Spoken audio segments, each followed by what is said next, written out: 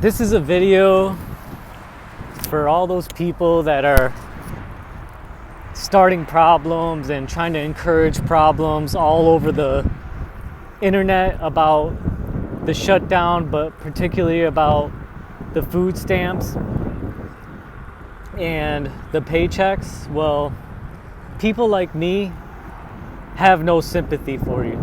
And the reason why is because sometimes you have to make drastic changes to your life, your budget, your lifestyle, in order to rearrange what's more important. I lost my vehicle to a lightning strike. I had been making all the payments, and at the same year, the same couple months that I lost my vehicle to a lightning strike, my rent was also increased by $1,000. 2 to 3 years prior to that, we got released from Section 8 housing and food stamps because my wife loved to work, but we also liked having the extra money to do the things that we enjoy doing. So, what am I getting at?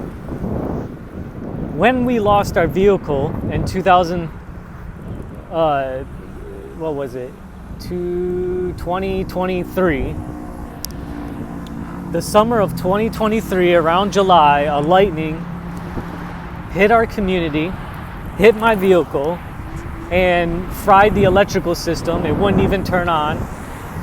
Got it evaluated at a repair shop through USAA, and it was determined as a total loss. No dealership would give me the ability to replace the vehicle without a $10,000 to $15,000 down payment. Mind you, we have enough income. We have proof that we've been making payments on the previous vehicle on time, and none of this was good enough to just say, yeah, let's get you into another vehicle. You deserve it. You can make the payments. Fuck the fucking down payment. It's okay. We're not going to hit you with high interest rate of payments, whatever. No. So, what did we have to do? We had to adjust our life. Why? Because at the very same time that was happening as well, we together, family, children, have been trying to lock in and zero in on nutrition, supplements, lifestyle for healing. Because we come from a broken family and a broken past with a lot of medical conditions, even our children. And in order to try to get some relief and try to sustain a daily life without massive, dangerous medications, diet, nutrition, and supplements and lifestyle are number one. So, we have been out here for 3 years without a vehicle. I don't have no traffic tickets, no criminal background. I have a perfect clean driving record, still have my license, could jump into a vehicle and drive it today, which I do. Is we get rentals and things when we need it to get things done. But I'm out here riding my scooter. Why? Because I am not willing to go to the food pantries, to go to the VA, to ask for free food, because it is highly inflammatory and creates major fatigue. It exacerbates my conditions, my chronic pain, my neck injury, my back injury, all of that. It's not worth it to me. And I told myself, when the time comes, I'll get a new vehicle. But for now, I'm going to do the best that I can do with what I have. And so what I'm saying is, If you're out here and you have a vehicle, if you have 2 vehicles, if you have a home, I don't have any of that. I don't have a vehicle. We don't have a home. We have a apartment and we have a electric scooter, but I'll be damned if we lower our standard of nutrition, supplements, and lifestyle to keep going. So, moral of the story, if you got to give up a vehicle, if you got to move into a family member's house or whatever because times are hard, then that's what you have to do. Man up. All the stuff that I experienced and went through, it's not an excuse to harm others and to disrupt other people's lives because you're unhappy. Here is some words of encouragement and understanding. If you are overweight or unhealthy and you're on food stamps, understand the food that you've been buying has been making you sick. And going without it is probably a good thing and will probably benefit you. Also, when you start to change your diet and learn about functional health, you understand that fasting is good for you, lower calories are good for you in certain instances, but you also don't have to lower your calories as long as you buy more nutrient-dense, healthier foods. So what I would like to share with you is I've gone without plenty of years. I've lost my business stuff in pawn shop. I've lost my vehicle. I don't buy new clothes. I've literally have half of my wardrobe is donated to me. I don't really splurge on anything, but the reason why I'm getting to this is if you think that continuing to live your life the way you have is an excuse to go loot and to disrupt society, try to be a little bit more empathetic. Try to be a little bit more responsible as an adult. Get real with yourself. If you have to make adjustments to your lifestyle because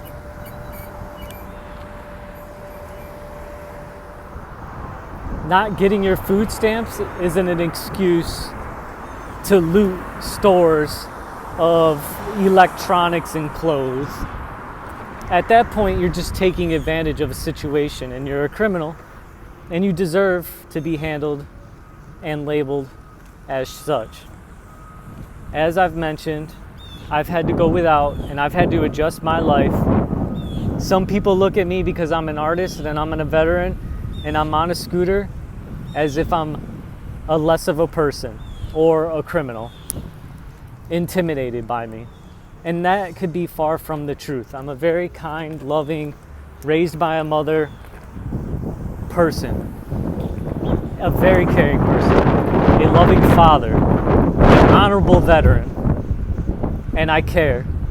And I understand the importance that I am choosing to go without food stamps, to go without a vehicle, to ride a scooter, because food as nutrition and supplements and lifestyle for myself, for my wife, for my children is most important.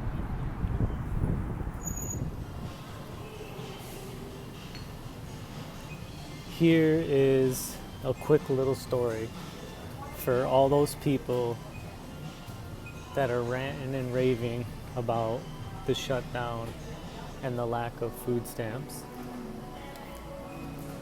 Recently, my wife became pregnant. Also, we have the usage of AI. Also, my health symptoms were going down the drain, getting worse, getting harder. So, what I did was I put all my evaluations, all my testing, all my symptoms, all my photos,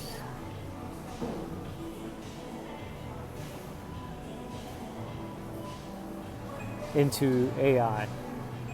And I asked AI to help me out, to make sense of everything, to give me a clearer picture and a path, a routine change, a diet change. Some of it was obvious. I knew that some things weren't good, but out of personal choice and enjoyment, I continued to spend money and make poor choices. So to add what I was saying is, with the timing of everything, my wife had to stop smoking medical cannabis. She had her license because she's pregnant, and it was the better choice. Also, as I was mentioning, my health and my symptoms. So, what am I getting at? With AI, with the situation, it's been about 2 to 3 weeks into this now with an elimination diet. So now my diet is very limited to very few things: cheese, eggs, meat, arugula, and very few fruits and some vegetables. I've completely cut out all processed carbs, all added sugars, sweets, because I am trying to fix my gut. And since my wife took the choice to not consume medical cannabis, I also decided to join her, because what I have learned is it can hinder some of the results that I'm looking to get out of changing my lifestyle choices. That doesn't mean that I might not go back to it when I need it, but for now, that's the choice I've made, because I want to increase my ability to increase my oxygen. And smoking actually lowers the oxygen absorption in your body and in your lungs. So I'm learning a lot. I'm working with AI, and I'm making adjustments. So the reason why I'm sharing this is because this all has to do with perspective. And that is, don't act crazy. This isn't an opportunity for you to cry victim. This isn't an opportunity to destroy society. This is an opportunity for you to adjust. We've all watched 600 Pound Life. Dr. Now is harsh and truthful, and he tells people right to their face that the reason why you're overweight is because of the food you're choosing to eat, and because you have consumed so much food, you have more than enough food, energy on your body to not eat for a while. Okay? Also, a lot of you that are sitting in these food pantry lines that are using EBT have vehicles, have multiple vehicles. You can get by. I have 4 kids. There is school buses. You can change schools. A lot of different places have choice of what schools you put your kids in. Homeschool your kids if you need to. Move them to a closer school so you can walk them there. Buy e-scooters. Move into a family's house. The thing is this, we can't keep moving forward in America the way everything has been already. And if something comes to shake up your lifestyle and make you change things, yes, I fully understand it. I understand the emotional connection to food. I understand the depression and the sadness that comes with it. So I'm not talking from an ignorant or a higher level person. I'm sharing with you because I'm in the trenches with you. I've gone through this and I'm still in it and I'm still working through it. I love fucking chocolate.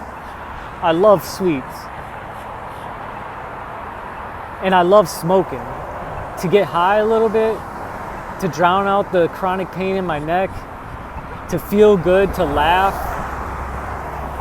But if I have to pause and I have to make adjustments for an end goal, for better things to come in the future, then that's what we have to do.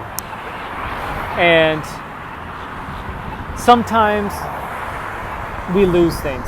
And if you hate, another idea is too, is that if you hate the rich and you want the rich to suffer, the best thing you can do is adjust your lifestyle. Because guess what? As sad as I am about not having a car and making payments on it, the fact that they denied me a vehicle because they want more money down out of my pocket, fuck them. Fuck them. Ha ha. That's one less source of income. And if 1,000 people per city were to give up their vehicles, go back. Give it to the dealership. Take the hit. Get a smaller vehicle. Use one vehicle instead of multiple vehicles. If you have family members, utilize family members. Downsize. You know why? Because that's going to hurt the rich in their pocket. They don't care if you go out and loot. They don't care if you sit here and fight and cry victim.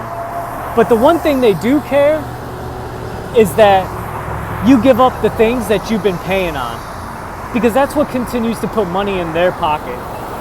Fuck them. You don't need these fucking vehicles. I've been without a vehicle for 3 years. I've gone over 3,000 miles around Palm Beach doing grocery shopping, getting things done on a scooter, facing personal judgment,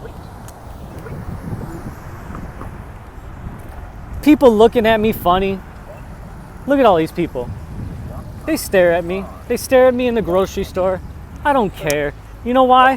Because half these people that got vehicles are struggling. Half these people that got vehicles have criminal backgrounds. Half these people that got vehicles are not as honorable and morally just as I am. And I know that. And you know that.